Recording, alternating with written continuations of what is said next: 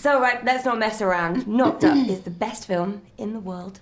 Love it. Thank When you. you did it, were you just like, there's more to do here, we have to carry this on?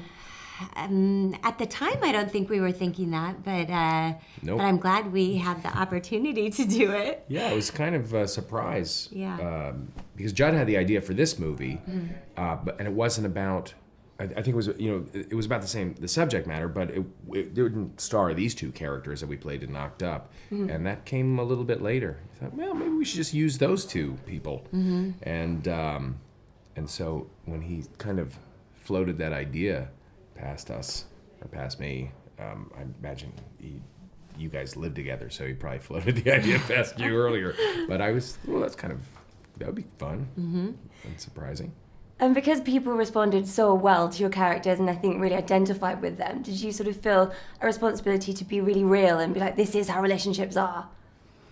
I think, well, I don't know. We did what we thought was what amused us, and I think what's always interested me is what goes on behind closed doors and what everyone tries to hide from the world, and so I think that's what we were trying to do, is talk about the socially unacceptable side of marriage and tell some things about it, or try and represent.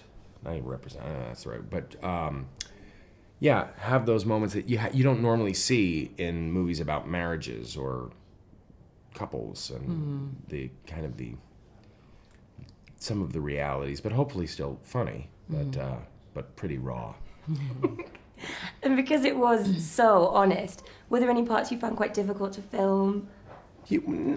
Not difficult, because I mean, I think there was. I know from my perspective, I had a real enthusiasm about showing the kind of the dark underbelly. Yeah, that's so crazy. As I was about to say, seedy underbelly, or I was also going to say the warts and all kind of aspect of marriage. But then I started thinking about the hemorrhoid scene, and I realized I don't want to use that expression either. So there was I think an excitement about doing that, and because of the excitement, it overshadowed any hang-ups or nerves about doing some scenes that might be vulnerable. It wasn't until afterward, I think, once we thought, what did we just wrapped, do? and we said, oh my what God. have we done? Yeah, I know. I had that. I had some real buyer's remorse over a few scenes in this movie. But there's no room for vanity in comedy, is there? And you worked with Megan Fox on this.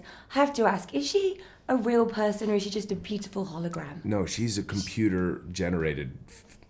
She's not a real No. person.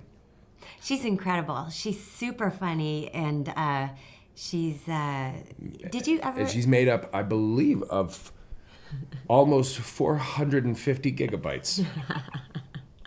I mean, it's a lot. There's a lot of technology that goes into that. I've often wondered. Yeah.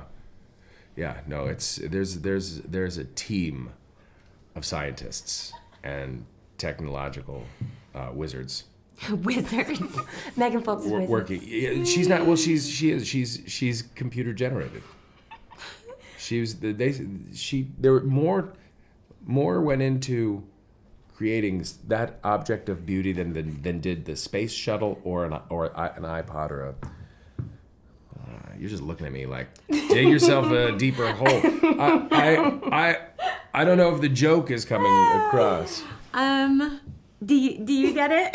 I totally get it. It must mean half the film's budget just spent making Megan Fox work. No, I'm saying my thing is that Megan Fox is not a real person. No, she's not. No, she can't be. She's just too perfect. Because she's too perfect. There we go. Exactly. That's where I was going. You're looking at like I'm like, making fun of Megan Fox. Oh no! I didn't think that. Doing that. No. That Can we she's just the make perfect- fun of the Megan perfect- Fox for a second? I mean, Megan Fox. Psh. Yeah. Well, speaking of, She's you can't look at her in real life. It hurts. It's like an eclipse. We have to look at Megan through a cardboard, and you poke a hole, and you can't look directly at her because there's so much beauty. It'll burn your retinas. Yeah. Hi, I'm Lisa, the news editor at ITM Productions, and I'm here to introduce this guy. This is Phil, and we want to tell you about a brand new channel you should totally check out.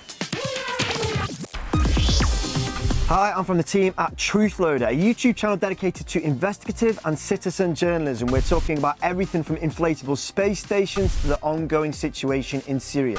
We're also live every day with our Google Hangouts. Make sure you don't miss out on any of the cool stuff going on the other side by hitting subscribe now.